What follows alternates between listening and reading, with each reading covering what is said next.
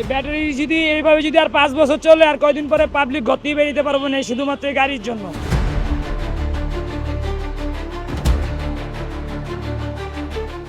অলিগলি কিংবা প্রধান সড়ক সবখানেই দাপিয়ে বেড়াচ্ছে ব্যাটারি চালিত অটোরিকশা। তাদের এই বেপরোয়া চলাচলে অতিষ্ঠ নগরবাসী।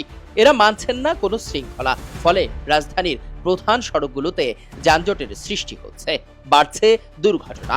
এরকম দাবায় চলতেছে, উল্টা বাতারে চলতেছে, আইতে যাইতে আছে, এই যাইতেছে খরচ করে ডাইনে ঢুকাই দিল, আবার বামে ঢুকাই দিল, বড় গাড়ির সামনে দিয়ে ঢুকাই দেয়।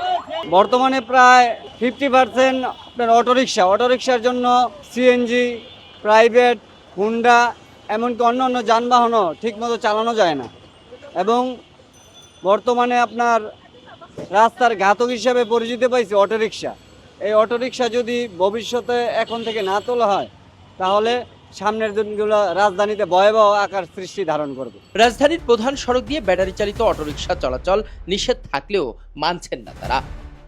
অটোর জন্য 20 কোটি টাকার গাড়িও নিরাপদ না, কারণ অটো কোনো ব্রেক করে না, যাইতে যাইতে একদিক ডানি চলে জায়গা, যাইতে যাইতে বামে চলে জায়গা, মানুষ বিপজ্জনক।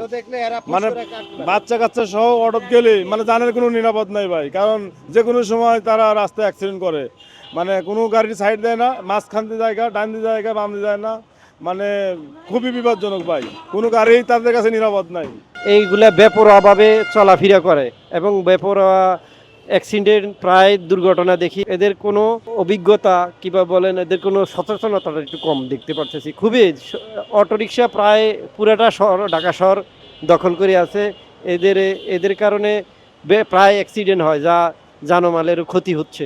বান্ডেল থাকলে প্রতি সেনমানিতে টাকা বাঁচবে। বিকাশ সেনমানি বান্ডেল কিনে জিতুন প্রতি লেনদেনে। চালকদের বেপরোয়া গতির কারণে অনেক দুর্ঘটনা ঘটছে অহরহ।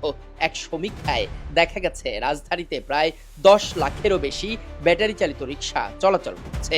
এতে সাধারণ মানুষ বলছে রাজধানী ঢাকা শহরকেই গিলে খাচ্ছে এই অটোরিকশা।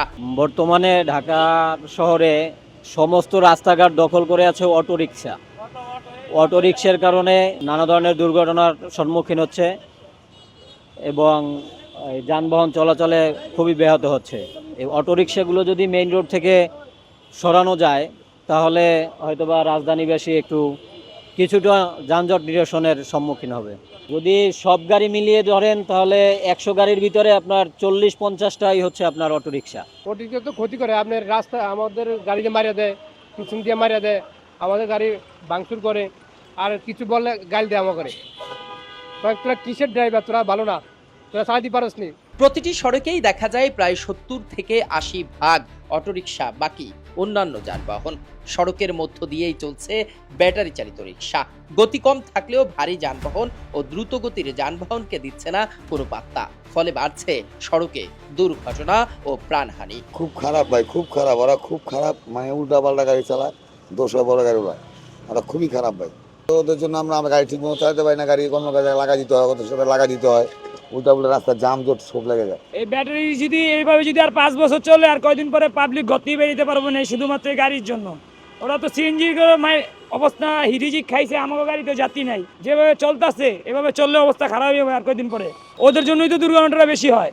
ওরা মনে করেন জানে তাই না, খাস করে ব্রেক করে পিছিয়ে কি আছে এটা চিন্তা করে না, ওরা তো উড়া দুরা টানে। সময় থাকতে এদের নিয়ন্ত্রণ করতে না পারলে পরবর্তীতে এটি বড় ধরনের সমস্যা হয়ে দাঁড়াবে বলে মনে করছেন সংশ্লিষ্ট ও নগরবাসীরা।